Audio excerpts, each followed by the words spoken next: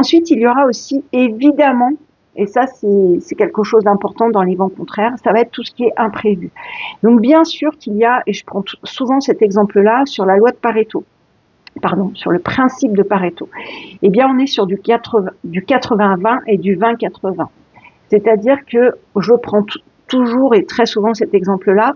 Au début, lorsqu'on cherche un bien immobilier, on va travailler 80% du temps pour rien du tout, voire 20% de résultats. Ok, je suis en train de m'avancer un peu dans ce bien-là. Non, je préfère un bien comme ça plutôt que comme ça, etc., etc. Ok, il y a 20% de résultats, mais ça n'est pas tangible. On est obligé de prendre ce temps-là sur notre temps personnel. Ok.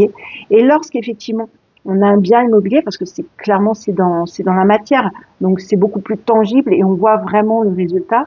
Lorsqu'effectivement, bah ça y est, on est propriétaire d'un bien, on a fait les calculs très justement, etc., etc. Et ensuite, eh bien, on a 20% de travail, les quittances de loyer, le bail, etc., etc., pour 80% de résultats. Ok.